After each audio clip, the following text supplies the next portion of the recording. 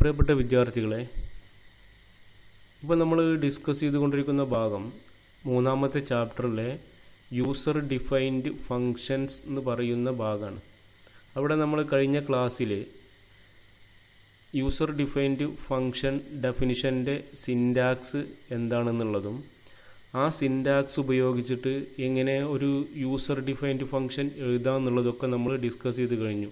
എന്ന് പറഞ്ഞാൽ നമ്മൾ ഒരു എക്സാമ്പിളായിട്ട് നമ്മളവിടെ പറഞ്ഞത് 2 നമ്പർ ഇൻപുട്ട് ചെയ്ത് കഴിഞ്ഞാൽ ആ നമ്പറിൻ്റെ സമ്മ് കാണുന്ന പ്രോഗ്രാം ഒരു യൂസർ ഡിഫൈൻഡ് ഫങ്ഷനായിട്ട് നമുക്ക് എങ്ങനെ എഴുതാം എന്ന് നമ്മൾ ഡിസ്കസ് ചെയ്തു.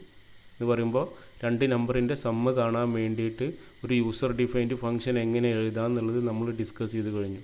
എന്ന് പറയുമ്പോൾ അവിടെ നമ്മൾ പറഞ്ഞത് അവിടെ നമ്മൾ 4 വിധത്തിൽ നമ്മൾ ആ പ്രോഗ്രാമിന് വേണ്ടി നമുക്ക് യൂസർ ഡിഫൈൻഡ് ഫങ്ഷൻ എഴുതാമെന്ന് നമ്മൾ ഡിസ്കസ് ചെയ്തു. ഇനി നമ്മൾ ഡിസ്കസ് ചെയ്യുന്നത് ഒരു യൂസർ ഡിഫൈൻഡ് ഫങ്ഷൻ്റെ സഹായത്തോടു കൂടി എഴുതിയിട്ടുള്ള പ്രോഗ്രാം എങ്ങനെയാണ് വർക്ക് ചെയ്യുന്നത് എന്നുള്ളതാണ് നമ്മളിവിടെ ഡിസ്കസ് ചെയ്യാൻ പോകുന്നത്.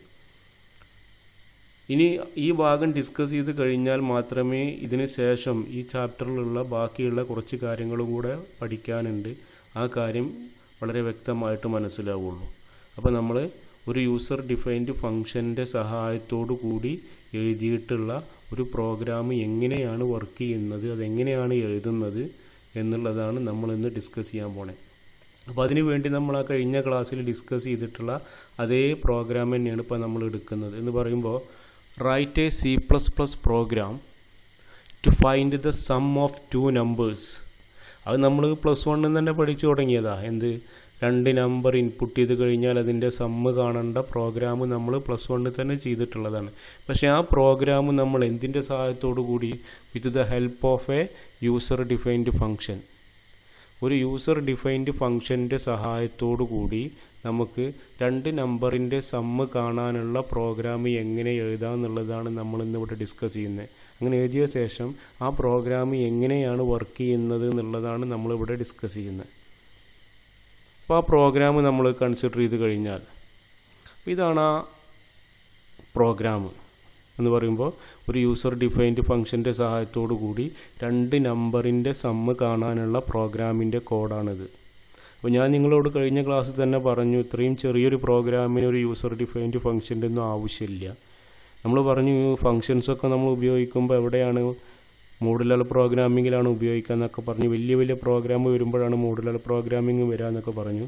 പക്ഷെ നമ്മൾക്കൊരിക്കലും വലിയ പ്രോഗ്രാമൊന്നും നമുക്കിപ്പോൾ ഡിസ്കസ് ചെയ്യാൻ പറ്റില്ല. വലിയ പ്രോഗ്രാം ഉപയോഗിച്ചിട്ട് ആ വലിയ പ്രോഗ്രാമിലേക്ക് നമ്മൾക്ക് യൂസർ ഡിഫൈൻഡ് ഫങ്ഷൻസൊക്കെ അല്ലെങ്കിൽ ഫങ്ഷൻസൊക്കെ ആഡ് ചെയ്യുന്ന ആ ഒരു കൺസെപ്റ്റിന് നമുക്കിപ്പോൾ ഡിസ്കസ് ചെയ്യാൻ കഴിയില്ല. അതുകൊണ്ട് നമ്മളിവിടെ ചെറിയ പ്രോഗ്രാമുകൾ നമ്മൾക്ക് ചെയ്യാൻ പറ്റുന്ന പ്രോഗ്രാമുകൾ ഉപയോഗിച്ച് ആ പ്രോഗ്രാമിൽ എങ്ങനെ യൂസർ ഡിഫൈൻഡ് ഫങ്ഷൻ ആഡ് ചെയ്യുക എന്നുള്ളതാണ് നമ്മളിവിടെ ഡിസ്കസ് ചെയ്യുന്നത്.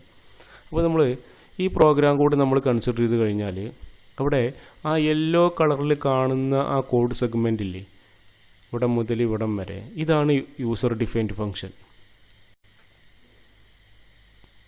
ഈ ഭാഗം. അപ്പോൾ നമ്മൾ ഈ പ്രോഗ്രാം വീണ്ടും പറയുന്നത് 2 നമ്പറിൻ്റെ സമ്മ് കാണാനുള്ള പ്രോഗ്രാമാണ്. പക്ഷേ ആ പ്രോഗ്രാം എങ്ങനെയാണ് എഴുതിയിട്ടുള്ളത്, ഒരു യൂസർ ഡിഫൈൻഡ് ഫങ്ഷൻ്റെ സഹായത്തോട് കൂടിയിട്ടാണ് എഴുതിയിട്ടുള്ളത്. അപ്പോൾ നമ്മൾ ആദ്യം ആ യൂസർ ഡിഫൈൻഡ് ഫങ്ഷൻ ഒന്ന് കൺസിഡർ ചെയ്യുക. ഇവിടെ ഇതാണ് ഫങ്ഷൻ ഹെഡർ.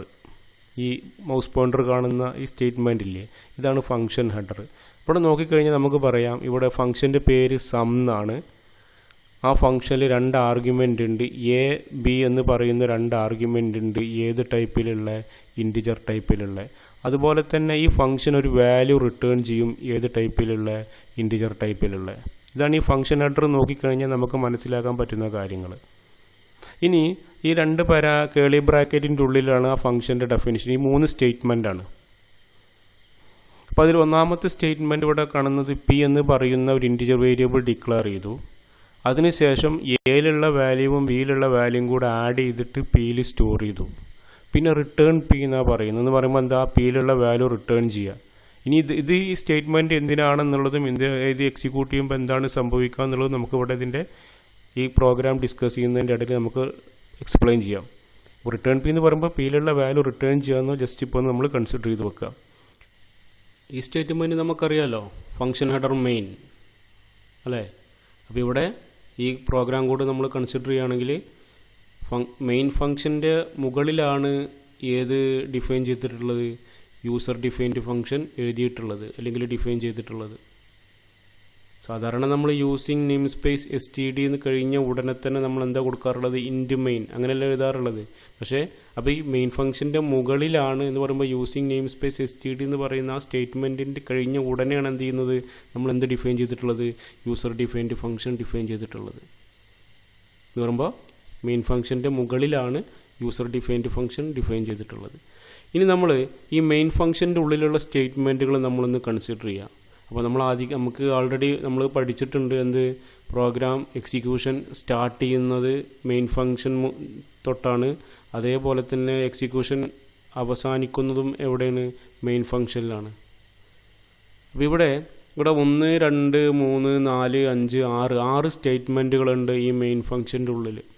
അപ്പോൾ ഈ സ്റ്റേറ്റ്മെൻറ്റുകൾ നമുക്കറിയുന്ന ഏകദേശം ഇവിടെ ഉള്ള മിക്കവാറും സ്റ്റേറ്റ്മെൻറ്റുകളും നമുക്ക് അറിയുന്നതാണ്. ഇൻപുട്ട് സ്റ്റേറ്റ്മെൻ്റ് ഉണ്ട്, ഔട്ട്പുട്ട് സ്റ്റേറ്റ്മെൻ്റ് ഉണ്ട്, ഡിക്ലറേഷൻ സ്റ്റേറ്റ്മെൻ്റ് ഉണ്ട്, അസൈൻമെൻറ്റ് സ്റ്റേറ്റ്മെൻ്റ് ഉണ്ട്, ഒക്കെ ഉണ്ട്. അപ്പോൾ ഇതിൽ ഈ ഓരോ സ്റ്റേറ്റ്മെൻറ്റും നമ്മൾ 1 by 1 ആയിട്ട് നമ്മൾ ഡിസ്കസ് ചെയ്യണം. അപ്പോൾ ഇതിൽ നമ്മൾ ഈ ഒന്നാമത്തെ ഈ മെയിൻ ഫംഗ്ഷൻ്റെ ഉള്ളിലുള്ള ഒന്നാമത്തെ സ്റ്റേറ്റ്മെൻറ്റ് നമ്മൾ കൺസിഡർ ചെയ്ത് കഴിഞ്ഞാൽ ഇത് നമുക്കറിയാമല്ലോ, ഡിക്ലറേഷൻ സ്റ്റേറ്റ്മെൻറ്റ് എന്ന് പറയുമ്പോൾ എന്താ, ഇവിടെ 3 ഇൻറ്റിജർ വേരിയബിൾ ഡിക്ലെയർ ചെയ്തു. ans എന്ന് പറയുന്ന, അതേപോലെ തന്നെ num1 എന്ന് പറയുന്ന, num2 എന്ന് പറയുന്ന 3 ഇൻറ്റിജർ വേരിയബിൾ ഡിക്ലെയർ ചെയ്തു. അതിനുശേഷം ഒരു ഔട്ട്പുട്ട് സ്റ്റേറ്റ്മെൻറ്റാണ്. ഈ സ്റ്റേറ്റ്മെൻറ്റ് എക്സിക്യൂട്ട് ചെയ്യുമ്പോൾ എന്താ സംഭവിക്കുക, കമ്പ്യൂട്ടറിൻ്റെ മോണിറ്ററിൽ ഏത് ഇൻഫർമേഷൻ കാണും, എൻ്റർ 2 നമ്പേഴ്സ് എന്നുള്ള ഇൻഫർമേഷൻ കാണും. അതിനുശേഷം ഇതൊരു ഇൻപുട്ട് സ്റ്റേറ്റ്മെൻറ്റാണ്. ഈ സ്റ്റേറ്റ്മെൻറ്റ് എക്സിക്യൂട്ട് ചെയ്യുമ്പോൾ എന്താ സംഭവിക്കുക, യൂസർക്ക് കീബോർഡിലൂടെ 2 നമ്പർ ഇൻപുട്ട് ചെയ്യുക. ആ ഇൻപുട്ട് ചെയ്ത ഒന്നാമത്തെ നമ്പർ അവിടെ വരും, num1 വരും, രണ്ടാമത്തെ നമ്പറോ num2 വരും. ഇനി അടുത്ത സ്റ്റേറ്റ്മെൻറ്റ്, ഈ സ്റ്റേറ്റ്മെൻറ്റാണ് നമ്മൾ ഏറ്റവും കൂടുതലായിട്ട് ഇപ്പോൾ നമ്മൾ കൺസിഡർ ചെയ്യേണ്ട ഈ ഒരു സ്റ്റേറ്റ്മെൻറ്റ്. ഇവിടെയാണ് നമുക്ക് ഇനി എക്സ്പ്ലെയിൻ ചെയ്യാനുള്ളത്, ഈ 4ാമത്തെ സ്റ്റേറ്റ്മെൻറ്റ്. ഈ സ്റ്റേറ്റ്മെൻറ്റ് എങ്ങനെ വായിക്കുക, ans = സം, പിന്നെ പരാൻതീസിസ് ഓപ്പൺ ചെയ്ത് num1, num2 പരാൻതീസിസ് ക്ലോസ് ചെയ്ത് സെമിക്കോളൻ. ഇത് നമ്മൾ ഈ സ്റ്റേറ്റ്മെൻറ്റ് ഇങ്ങനത്തെ ഒരു സ്റ്റേറ്റ്മെൻറ്റൊക്കെ നമ്മൾ പ്രീ ഡിഫൈൻഡ് ഫംഗ്ഷനിൽ അല്ലെങ്കിൽ ബിൽഡിൻ ഫംഗ്ഷനിലൊക്കെ നമ്മൾ എഴുതിയിട്ടുണ്ട്, ഉപയോഗിച്ചിട്ടുണ്ട് അല്ലേ. പക്ഷെ നമ്മൾക്കിപ്പോൾ അവിടേക്കൊന്നും ഇപ്പോൾ നമ്മൾ ഡിസ്കസ് ചെയ്യാൻ പോകണില്ല. ഇപ്പോൾ നമ്മൾ ഈ സ്റ്റേറ്റ്മെൻറ്റ് നമ്മൾ കണ്ടു കഴിഞ്ഞാൽ സം, ഇത് നമ്മളുടെ യൂസർ ഡിഫൈൻഡ് ഫംഗ്ഷനാണ്. സം എന്ന് പറയുന്നത് യൂസർ ഡിഫൈൻഡ് ഫംഗ്ഷനാണ്, കണ്ടോ, സം. ഈ ഫംഗ്ഷനാണ് ഇപ്പോൾ നമ്മളിവിടെ ഈ യൂസർ ഡിഫൈൻഡ് ഈ സം എന്ന് പറയുന്നത് എന്താണ്, യൂസർ ഡിഫൈൻഡ് ഫംഗ്ഷൻ്റെ പേരാണ്. അപ്പോൾ ഇവിടെ നമ്മൾ ഈ സ്റ്റേറ്റ്മെൻറ്റ് പറയുന്നത് ഫംഗ്ഷൻ കോളിംഗ് സ്റ്റേറ്റ്മെൻറ്റാണ്. യൂസർ ഡിഫൈൻഡ് ഫംഗ്ഷൻ കോൾ ചെയ്യുന്ന സ്റ്റേറ്റ്മെൻറ്റാണ്. ഈ സ്റ്റേറ്റ്മെൻറ്റ് ഇവിടെ എഴുതാനുള്ള കാരണം, യൂസർ ഡിഫൈൻഡ് ഫംഗ്ഷൻ സ്വയം എക്സിക്യൂട്ട് ചെയ്യില്ല. ഈ യൂസർ ഡിഫൈൻഡ് ഫംഗ്ഷൻ എക്സിക്യൂട്ട് ചെയ്താലല്ലേ നമ്മൾ ഉദ്ദേശിച്ച ഔട്ട്പുട്ട് കിട്ടുള്ളൂ. എന്ന് പറയുമ്പോൾ ഇപ്പോൾ നമ്മൾ പറഞ്ഞിട്ടുള്ള 2 നമ്പറിൻ്റെ സമ്മ് കാണാനുള്ള പ്രോഗ്രാം യൂസർ ഡിഫൈൻഡ് ഫംഗ്ഷൻ്റെ സഹായത്തോട് കൂടിയിട്ടാണ് നമ്മളിവിടെ എഴുതുന്നത്. അപ്പോൾ ആ യൂസർ ഡിഫൈൻഡ് ഫംഗ്ഷനിലാണ് മെയിൻ പ്രോസസ്സിങ് നടക്കുന്നത്. എന്ന് പറയുമ്പോൾ 2 നമ്പറിൻ്റെ സമ്മ് കാണാനുള്ള സ്റ്റേറ്റ്മെൻറ്റ് കിടക്കുന്നത് എവിടെയാണ്, ഈ യൂസർ ഡിഫൈൻഡ് ഫംഗ്ഷൻ എന്ന് പറയുമ്പോൾ സം എന്ന് പറയുന്ന യൂസർ ഡിഫൈൻഡ് ഫംഗ്ഷനിലാണ്. അപ്പോൾ ഈ സ്റ്റേറ്റ്മെൻറ്റ് എക്സിക്യൂട്ട് ചെയ്താലുള്ളൂ എന്ത് ചെയ്യുന്നത്, നമ്മൾ ഉദ്ദേശിച്ച ഔട്ട്പുട്ട് കിട്ടുള്ളൂ. പക്ഷേ ഈ യൂസർ ഡിഫൈൻഡ് ഫംഗ്ഷൻ സ്വയം എക്സിക്യൂട്ട് ചെയ്യില്ല. എല്ലാ C++ പ്രോഗ്രാമിനുള്ള ഒരു കൺസെപ്റ്റാണത്. യൂസർ ഡിഫൈൻഡ് ഫംഗ്ഷൻ സ്വയം എക്സിക്യൂട്ട് ചെയ്യില്ല എന്ന് പറയുമ്പോൾ യൂസർ ഡിഫൈൻഡ് ഫംഗ്ഷനിൻ്റെ ഉള്ളിൽ എഴുതിയിട്ടുള്ള സ്റ്റേറ്റ്മെൻറ്റുകൾ സ്വയം എക്സിക്യൂട്ട് ചെയ്യില്ല. അത് എക്സിക്യൂട്ട് ചെയ്യണമെങ്കിൽ, യൂസർ ഡിഫൈൻഡ് ഫംഗ്ഷൻ എക്സിക്യൂട്ട് ചെയ്യണമെങ്കിൽ, അല്ലെങ്കിൽ യൂസർ ഡിഫൈൻഡ് ഫംഗ്ഷൻ്റെ ഉള്ളിൽ നമ്മൾ എഴുതിയിട്ടുള്ള സ്റ്റേറ്റ്മെൻറ്റുകൾ എക്സിക്യൂട്ട് ചെയ്യണമെങ്കിൽ ആ യൂസർ ഡിഫൈൻഡ് ഫംഗ്ഷനെ മെയിൻ ഫംഗ്ഷൻ്റെ ഉള്ളിൽ നമ്മൾ കോൾ ചെയ്യണം. ഈ മൗസ് പോയിന്റർ ശ്രദ്ധിക്കുക. അപ്പോൾ സം എന്ന് പറയുന്ന യൂസർ ഡിഫൈൻഡ് ഫംഗ്ഷനെ കോൾ ചെയ്യുന്ന സ്റ്റേറ്റ്മെൻറ്റാണിത്. ഇങ്ങനെ കോൾ ചെയ്താൽ മാത്രമുള്ളൂ ആ യൂസർ ഡിഫൈൻഡ് ഫംഗ്ഷൻ എക്സിക്യൂട്ട് ചെയ്യുള്ളൂ. ഇതിപ്പോൾ നമ്മൾ സം എന്ന് പറയുന്ന യൂസർ ഡിഫൈൻഡ് ഫംഗ്ഷൻ വെച്ചിട്ടാണ് ഇപ്പോൾ നമ്മൾ ഈ എക്സാമ്പിൾ പറഞ്ഞത്. ഇനിയിപ്പോൾ ഏത് യൂസർ ഡിഫൈൻഡ് ഫംഗ്ഷൻ ആണെങ്കിലും വേണ്ടില്ല, C++ൽ നമ്മൾക്ക് എത്ര യൂസർ ഡിഫൈൻഡ് ഫംഗ്ഷൻ, ഒരു പ്രോഗ്രാമിൻ്റെ ഉള്ളിൽ തന്നെ എത്ര യൂസർ ഡിഫൈൻഡ് ഫംഗ്ഷനും എഴുതാം, എത്ര സ്റ്റേറ്റ്മെൻറ്റുള്ള യൂസർ ഡിഫൈൻഡ് ഫംഗ്ഷനും എഴുതാം. പക്ഷേ ആ യൂസർ ഡിഫൈൻഡ് ഫംഗ്ഷൻ എക്സിക്യൂട്ട് ചെയ്യണമെങ്കിൽ ആ യൂസർ ഡിഫൈൻഡ് ഫംഗ്ഷനെ മെയിൻ ഫംഗ്ഷൻ്റെ ഉള്ളിൽ കോൾ ചെയ്യണം. അപ്പോൾ കോൾ ചെയ്യുമ്പോൾ എന്താ സംഭവിക്കുക എന്നുള്ളത് നമുക്ക് പറഞ്ഞുതരാം. പക്ഷേ അതും നമ്മൾ ആദ്യം കൺസിഡർ ചെയ്ത് വെക്കുക. യൂസർ ഡിഫൈൻഡ് ഫംഗ്ഷൻ എക്സിക്യൂട്ട് ചെയ്യണമെങ്കിൽ ആ യൂസർ ഡിഫൈൻഡ് ഫംഗ്ഷനെ മെയിൻ ഫംഗ്ഷൻ്റെ ഉള്ളിൽ കോൾ ചെയ്യണം. CALL കോൾ ചെയ്യണം. അപ്പോൾ ഇവിടെ നമ്മൾ സം എന്ന് പറയുന്ന യൂസർ ഡിഫൈൻഡ് ഫംഗ്ഷനെ കോൾ ചെയ്യുന്ന സ്റ്റേറ്റ്മെൻറ്റാണിത്. ഈ സ്റ്റേറ്റ്മെൻറ്റ് എക്സിക്യൂട്ട് ചെയ്യുമ്പോൾ എന്താ സംഭവിക്കാമെന്നറിയോ? ഈ സ്റ്റേറ്റ്മെൻറ്റ് എക്സിക്യൂട്ട് ചെയ്യുമ്പോൾ ഉടനെ തന്നെ പ്രോഗ്രാം കൺട്രോൾ നേരെ ഇങ്ങോട്ട് മുകളിലേക്ക് ഇങ്ങോട്ട് വരിക, ഈ യൂസർ ഡിഫൈൻഡ് ഫംഗ്ഷനിലേക്ക് വരികയാണ് ചെയ്യുക.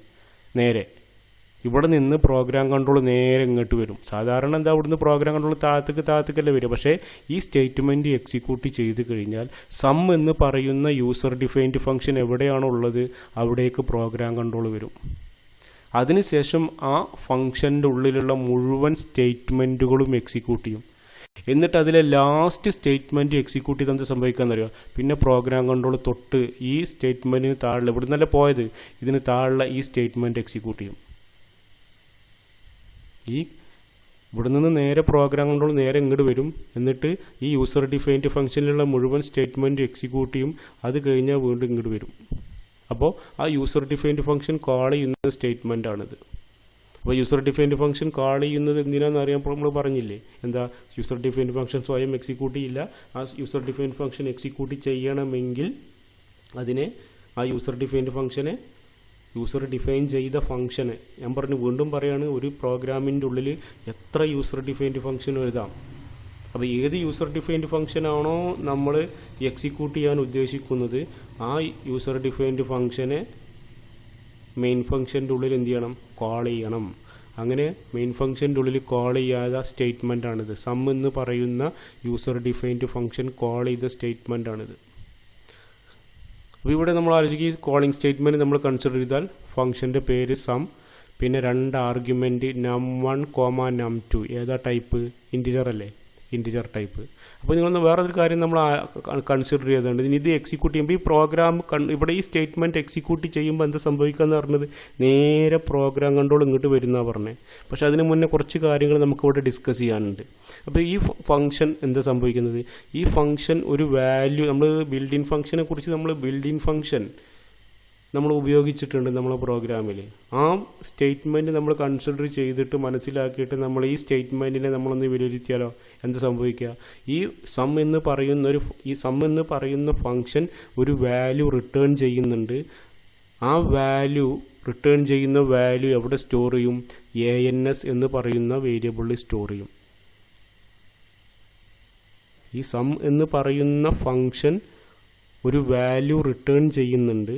ആ റിട്ടേൺ ചെയ്യുന്ന വാല്യൂ എവിടെ സ്റ്റോർ ചെയ്യും? ANSൽ സ്റ്റോർ ചെയ്യും. നമ്മളിപ്പോൾ ഇത് ഈ ഫംഗ്ഷൻ ഹെഡറിൻ്റെ പ്രത്യേകത നമ്മൾ പറഞ്ഞില്ലേ, സം എന്ന് പറയുന്ന ഫംഗ്ഷൻ ഒരു ഇൻറ്റിജർ വാല്യൂ റിട്ടേൺ ചെയ്യുന്നുണ്ട്. നമ്മൾ ഈ ഫംഗ്ഷൻ ഹെഡർ നോക്കിയാൽ നമുക്ക് പറയാൻ പറ്റും. നമ്മൾ പറഞ്ഞില്ലേ, കുറച്ച് നേരത്തെ നമ്മൾ ഡിസ്കസ് ചെയ്തതല്ലേ. അപ്പോൾ എന്താ, ഈ ഫംഗ്ഷൻ ഹെഡർ നോക്കിയിട്ട് നമ്മൾ വീണ്ടും ഒന്നും കൂടെ വേണമെങ്കിൽ പറയാം. ഫംഗ്ഷൻ്റെ പേര് സം, ഇവിടെ 2 ആർഗ്യുമെൻറ്റ്, A എന്ന് പറയുന്ന ആർഗ്യുമെൻറ്റ്, B എന്ന് പറയുന്ന ആർഗ്യുമെൻറ്റ് ഏത് ടൈപ്പിലുള്ള? ഇൻറ്റിജർ ടൈപ്പിലുള്ള. പിന്നെ ഈ ഫംഗ്ഷൻ എന്ത് ചെയ്യുന്നുണ്ട്? ഒരു വാല്യൂ റിട്ടേൺ ചെയ്യുന്നുണ്ട്. ഇത് ഏത് ടൈപ്പിലുള്ള? ഇൻറ്റ് ടൈപ്പിലുള്ള. അപ്പോൾ അതാണ് ആ റിട്ടേൺ ചെയ്യുന്ന വാല്യൂ എവിടെ സ്റ്റോർ ചെയ്തു? ANS എന്ന് പറയുന്ന വേരിയബിളിൽ സ്റ്റോർ ചെയ്തു. ഏത് ടൈപ്പിലുള്ള? ഇൻറ്റിജർ ടൈപ്പിലുള്ള.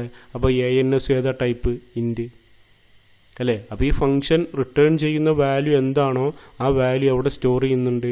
ANSൽ സ്റ്റോർ ചെയ്യുന്നുണ്ട്. ഇനി ഇവിടെ ശ്രദ്ധിക്കുക, ഈ പ്രോഗ്രാം കൺട്രോൾ നേരെ ഇങ്ങോട്ട് പോരുമെന്ന് പറഞ്ഞു. ഇങ്ങോട്ട് പോരുമ്പോൾ ഇവിടെ എന്താ വരിക? num1, num2 എന്നാണ്. ഇവിടെ 2 ആർഗ്യുമെൻറ്റ്, ഇതും ആർഗ്യുമെൻ്റാണ്. സം പരാന്തസിൻ്റെ ഉള്ളിൽ 2 ആർഗ്യുമെൻ്റാണ്. num1 എന്ന് പറയുന്നൊരു ആർഗ്യുമെൻ്റ് ഉണ്ട്, num2 എന്ന് പറയുന്നൊരു ആർഗ്യുമെൻ്റ് ഉണ്ട്. അപ്പോൾ ഈ num1ൽ എന്താ? യൂസർ ഒന്നാമത് കൊടുത്ത, കീബോർഡിലൂടെ കൊടുത്ത ഒന്നാമത്തെ വാല്യൂ ഇല്ലേ? ഇവിടെ ഒരു എക്സാമ്പിൾ പറയുകയാണ്. ഇവിടെ യൂസർ കൊടുത്തത് 10 എന്നാണെന്ന് അസ്യൂം ചെയ്യുക. ഇവിടെ യൂസർ കൊടുത്തത് 20 എന്നാണെന്ന് അസ്യൂം ചെയ്യുക. അപ്പോൾ ഇവിടെ എന്താ വരിക? 10 എന്നാണ് വരിക. ഇവിടെ എന്താ വരിക? 20 എന്നാണ് വരിക. ഇൻറ്റിജർ അല്ലേ, ഇൻറ്റ്. അപ്പോൾ ഈ 10 num1 10 ഉണ്ടാവും, num2 എന്തുണ്ടാവും, 20 ഉണ്ടാവും. ഇനി പ്രോഗ്രാം കൺട്രോൾ നേരെ ഇങ്ങോട്ട് വരുമ്പോൾ ആ 10 എന്നുള്ള വാല്യൂ ശരിക്കും ശ്രദ്ധിക്കുക. ഈ num1 വാല്യൂ എവിടെ വരും, എയിൽ വരും. num2 വാല്യൂ എവിടെ വരും, ബിയിൽ വരും. ഞാൻ എക്സാമ്പിൾ പറഞ്ഞത് num1 10 അപ്പോൾ ഇവിടെ 10 എന്നാണ് ഉണ്ടാവുക, ഇവിടെ എന്താ വരിക, 20 എന്നാണ് വരിക. അപ്പോൾ ഈ 10 എന്നുള്ള വാല്യൂ എവിടെ വരും, എയിൽ വരും. 20 എന്നുള്ള വാല്യൂ എവിടെ വരും, ബിയിൽ വരും. പ്രോഗ്രാം നേരെ ഇങ്ങോട്ട് വരുമ്പോൾ ആ വാല്യൂനായിട്ടാണ് വരിക. ഏത് വാല്യൂ, ഈ ഒന്നാമത്തെ ആർഗ്യുമെൻറ്റിലെ വാല്യൂ ഇവിടുത്തെ ഒന്നാമത്തെ ആർഗ്യുമെൻറ്റിക്ക് കൊടുക്കും. രണ്ടാമത്തെ ആർഗ്യുമെൻറ്റിലെ വാല്യൂ ഇവിടുത്തെ രണ്ടാമത്തെ ആർഗ്യുമെൻറ്റിൽ കൊടുക്കും. ഈ ആർഗ്യുമെൻറ്റിനൊക്കെ ഓരോ പേരുണ്ട്. ഈ ആർഗ്യുമെൻറ്റിൻ്റെ ഇത് ആർഗ്യുമെൻ്റ് ആണല്ലോ, നമ്മൾ ഫംഗ്ഷൻ കോൾ ചെയ്തു, സം എന്ന് പറയുന്ന ഫംഗ്ഷൻ കോൾ ചെയ്തു. അപ്പോൾ അവിടെ num1 എന്നുള്ളൊരു ആർഗ്യുമെൻറ്റ് കൊടുത്തു, num2 എന്നുള്ളൊരു ആർഗ്യുമെൻറ്റ് കൊടുത്തു. ഇത് ഫംഗ്ഷൻ ഹെഡറാണ്, സം എന്ന് പറയുന്ന ഫംഗ്ഷൻ ഹെഡറാണ്. അതിൽ എ എന്ന് പറയുന്നൊരു വേരിയബിൾ, ബി എന്ന് പറയുന്നത് ഇത് ആർഗ്യുമെൻ്റ് തന്നെ. എ എന്ന് പറയുന്ന ആർഗ്യുമെൻറ്റ്, ബി എന്ന് പറയുന്ന ആർഗ്യുമെൻറ്റ്. പക്ഷേ നമ്മൾ അതിനെക്കുറിച്ച് നമുക്ക് ഇനി ഡീറ്റെയിൽഡ് ആയിട്ട് ഡിസ്കസ് ചെയ്യാനുണ്ട്. ആ കാര്യങ്ങൾ ഡിസ്കസ് ചെയ്യാൻ വേണ്ടിയിട്ടാണ് ഞങ്ങളോട് നേരത്തെ പറഞ്ഞത് എന്ത്, ഈ പ്രോഗ്രാം വർക്ക് ചെയ്യുന്നത് എങ്ങനെയെന്ന് ആദ്യം പറയാനുണ്ട്. എന്നാലും നമുക്ക് ആ ആർഗ്യുമെൻറ്റിനെ കുറിച്ചൊക്കെ നമുക്ക് ഡിസ്കസ് ചെയ്യാൻ പറ്റുള്ളൂ. ഇപ്പോൾ നമ്മൾ ഇവിടെ പ്രത്യേകം ശ്രദ്ധിക്കുക, ഇവിടെ ഈ സ്റ്റേറ്റ്മെൻറ്റിൽ നമ്മൾ എന്ത് ചെയ്തു, num1 ഒരു വാല്യൂ കൊടുത്തു, num2 ഒരു വാല്യൂ കൊടുത്തു. ഇവിടെ കൊടുത്തത് 10 ഇവിടെ കൊടുത്തത് 20 അപ്പോൾ ഇവിടെ 10 എന്നാണ് വരിക, ഇവിടെ 20 എന്നാണ് വരിക. അപ്പോൾ നേരെ ഈ സ്റ്റേറ്റ്മെൻറ്റ് എക്സിക്യൂട്ട് ചെയ്യുമ്പോൾ നേരെ പ്രോഗ്രാം കൊണ്ടോട് ഇങ്ങോട്ട് വരും എന്ന് പറഞ്ഞു. അപ്പോൾ ഈ num1 10 എന്നുള്ള വാല്യൂ എവിടെ വരും, എയിൽ വരും. num2 20 എന്നുള്ള വാല്യൂ എവിടെ വരും, ബിയിൽ വരും. അതിനുശേഷം ഇങ്ങോട്ട് വരും. എന്ത് സംഭവിക്കുക, പി എന്ന് പറയുന്ന ഒരു ഇൻറ്റിജർ വേരിയബിൾ ഡിക്ലെയർ ചെയ്ത് അതിനുശേഷം എയിൽ ഇപ്പോൾ എന്താ ഉള്ളത്, 10 അല്ലേ, ബിയിൽ എന്താ ഉള്ളത്, 20. അപ്പോൾ 10ഉം 20ഉം കൂടെ ആഡ് ചെയ്താൽ 30. ആ 30 എന്നുള്ള വാല്യൂ എവിടെ സ്റ്റോർ ചെയ്തു, പിയിൽ സ്റ്റോർ ചെയ്തു. ഇനി ശ്രദ്ധിച്ചോ, റിട്ടേൺ പി. അപ്പോൾ ഇവിടെ എന്താ വരിക, 30 എന്നല്ലേ. പിയിലുള്ള വാല്യൂ ഇവിടെ പി = എ + ബി എന്ന് പറയുമ്പോൾ ഇവിടെ 10ഉം ഇവിടെ 20ഉമാണ്. അപ്പോൾ ഇവിടെ 30 എന്നാണ് വരിക. 30 എന്നുള്ള വാല്യൂ പിയിൽ സ്റ്റോർ ചെയ്ത് ഇനി ഈ സ്റ്റേറ്റ്മെൻറ്റ് എക്സിക്യൂട്ട് ചെയ്യുമ്പോൾ എന്താ, റിട്ടേൺ പി. എന്താ റിട്ടേൺ ചെയ്യുക, 30 എന്നുള്ള വാല്യൂ റിട്ടേൺ ചെയ്യുക. എന്ന് പറയുമ്പോൾ എന്താ, ഇത് ഈ സ്റ്റേറ്റ്മെൻറ്റ് എക്സിക്യൂട്ട് ചെയ്ത് കഴിഞ്ഞാൽ പിന്നെ നേരെ പ്രോഗ്രാം കൺട്രോൾ നേരെ ഇങ്ങോട്ട് വരിക, ഇവിടേക്ക് വരും. ഇനി ഈ റിട്ടേൺ പി എന്ന് പറയുമ്പോൾ ഈ സം എന്ന് പറയുന്ന ഫംഗ്ഷൻ റിട്ടേൺ ചെയ്യുന്ന വാല്യൂ എവിടെ സ്റ്റോർ ചെയ്യാണ്, ഇവിടെ ans എന്ന് പറയുന്ന വേരിയബിളിൽ സ്റ്റോർ ചെയ്യാണ്. അപ്പോൾ ഇവിടെ എന്താ റിട്ടേൺ ചെയ്യുന്നത്, ഈ ഫംഗ്ഷൻ എന്താ റിട്ടേൺ ചെയ്യുന്നത്, പിയുടെ വാല്യൂ ആണ് റിട്ടേൺ ചെയ്യുന്നത് അല്ലേ. പിയുടെ വാല്യൂ എന്താ ഉള്ളത്, 30. അപ്പോൾ ആ 30 എന്നുള്ള വാല്യൂ ആണ് അവിടെ വരിക, ansൽ വരിക. ഈ ഫംഗ്ഷൻ എന്താണോ റിട്ടേൺ ചെയ്യുന്നത്, എന്ത് വാല്യൂ ആണോ റിട്ടേൺ ചെയ്യുന്നത്, ഏത് വാല്യൂ ആണോ റിട്ടേൺ ചെയ്യുന്നത്, ആ വാല്യൂ എവിടെ വരും, ansൽ വരും, ansൽ സ്റ്റോർ ചെയ്യും. അപ്പോൾ ഇവിടെ ഈ ഫംഗ്ഷൻ റിട്ടേൺ ചെയ്യുന്ന വാല്യൂ എന്താ, പിയുടെ വാല്യൂ ആണ് റിട്ടേൺ ചെയ്യുന്നത്. അപ്പോൾ എന്താ, ഈ സ്റ്റേറ്റ്മെൻറ്റ് എക്സിക്യൂട്ട് ചെയ്ത് കഴിഞ്ഞാൽ പിന്നെ പ്രോഗ്രാം കൺട്രോൾ ഇങ്ങോട്ട് വരും. പക്ഷേ ആ പ്രോഗ്രാം കൺട്രോൾ ഇങ്ങോട്ട് വരുന്നതിൻ്റെ മുന്നേ ഒരു കാര്യം കൂടെ ഇവിടെ സംഭവിക്കുന്നുണ്ട്. ആ റിട്ടേൺ ചെയ്ത വാല്യൂ എവിടെ സ്റ്റോർ ചെയ്യുന്നുണ്ട്, ansൽ സ്റ്റോർ ചെയ്യുന്നുണ്ട്. അപ്പോൾ റിട്ടേൺ ചെയ്യുന്ന വാല്യൂ ഏതാ, പിയുടെ വാല്യൂ ആണ്. ഇത് പറയുമ്പോൾ 30 എന്നാണ്. ആ 30 എന്നുള്ള വാല്യൂ എവിടെ സ്റ്റോർ ചെയ്യുന്നുണ്ട്, ansൽ സ്റ്റോർ ചെയ്യുന്നുണ്ട്. അപ്പോൾ 30 ആണല്ലോ ഇപ്പോൾ സമ്മ്. അപ്പോൾ ansൽ ഇപ്പോൾ എന്ത് വരുന്നുണ്ട്, 30 എന്ന് വരുന്നുണ്ട്. അതിനുശേഷം നോക്കിയേ, ഔട്ട്പുട്ട് ഓപ്പറേറ്റർ സമ്മ് = 30 എന്ന് വരും. അപ്പോൾ nsലെ വാല്യൂ 30 അല്ലേ, 30. പിന്നെ റിട്ടേൺ 0. അപ്പോൾ നമ്മൾ C++ലുള്ള അവസാനത്തെ സ്റ്റേറ്റ്മെൻറ്റ് പ്രോഗ്രാം കഴിഞ്ഞു. ഇവിടുന്നാണ് നേരെ ഇങ്ങോട്ടല്ല വരിക, നേരെ ഈ സ്റ്റേറ്റ്മെൻറ്റ് എക്സിക്യൂട്ട് ചെയ്താൽ നേരെ പ്രോഗ്രാം കൺട്രോൾ സം എന്നുള്ള ഫംഗ്ഷനിലേക്ക് പോവുകയാണ് ചെയ്യുക. അപ്പോൾ ഫംഗ്ഷനിലേക്ക് പോകുമ്പോൾ num1 വാല്യൂ എവിടെ വരും, എയിൽ വരും. num2 വാല്യൂ എവിടെ വരും, ബിയിൽ വരും. അപ്പോൾ ഈ num1 ഇൻറ്റിജറാണ്, num2 ഇൻറ്റിജറാണ്, എയും ഇൻറ്റിജറാണ്, ബിയും ഇൻറ്റിജറാണ്. അങ്ങനെ സെയിം ആയിരിക്കണം. num1 ഏത് ടൈപ്പാണോ അതേ ടൈപ്പ് തന്നെ ആയിരിക്കണം എയും, num2 ഏത് ടൈപ്പാണോ അതേ ടൈപ്പ് തന്നെ ആയിരിക്കണം ബിയും. പിന്നെ ഈ സം വാല്യൂ റിട്ടേൺ ചെയ്യുന്നത് ഇൻറ്റിജർ ടൈപ്പാണ്. ആ റിട്ടേൺ ചെയ്യുന്ന വാല്യൂ നമ്മൾ ansലാണ് സ്റ്റോർ ചെയ്യുന്നത്. അതുകൊണ്ട് ansഉം ഏത് ടൈപ്പ് ആയിരിക്കണം, ഇൻ്റ് ആയിരിക്കണം. ഇതാണ് ഈ ഫംഗ്ഷൻ വർക്ക് ചെയ്യുന്ന എക്സ്പ്ലെയിൻ. ഇനി നമുക്കൊരു കോഡ് C++ൽ വർക്ക് ചെയ്യുന്നത് എങ്ങനെയാണെന്നുള്ളത്, ഒരു കോഡ് എങ്ങനെയാണ് ഔട്ട്പുട്ട് കിട്ടുന്നത് എന്നുള്ളത് നമുക്കിനി ഒരു പ്രോഗ്രാം കോഡിൽ നമുക്ക് ഗനിയിൽ നമുക്കൊന്ന് റൺ ചെയ്ത് നോക്കാം. ഇനി ഇതേ പ്രോഗ്രാം തന്നെ വേറൊരു രീതിയിൽ എഴുതാം.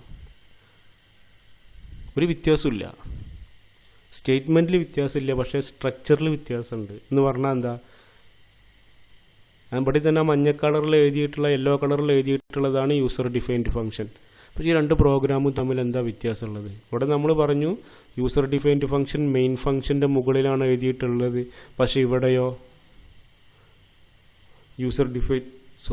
യൂസർ ഡിഫൈൻഡ് ഫംഗ്ഷൻ മെയിൻ ഫംഗ്ഷൻ്റെ താഴെയാണ് എഴുതിയിട്ടുള്ളത്. അപ്പോൾ നേരെ എന്താ ഇവിടെ ഇതിങ്ങനെ സ്റ്റേറ്റ്മെൻറ്റുകൾ ഇങ്ങനെ എക്സിക്യൂട്ട് ചെയ്ത് ഇവിടെ എത്തൂലേ?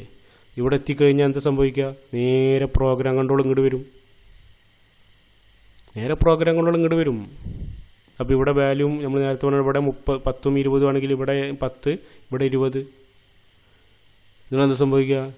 നേരെ ആ വാല്യൂസ് ഔട്ട്പുട്ട്, ആ പിയുടെ വാല്യൂ പിന്നെ 30 എന്ന് വരും. എന്നിട്ട് റിട്ടേൺ പി, ഈ പിയുടെ വാല്യൂ ആണ് റിട്ടേൺ ചെയ്യുക.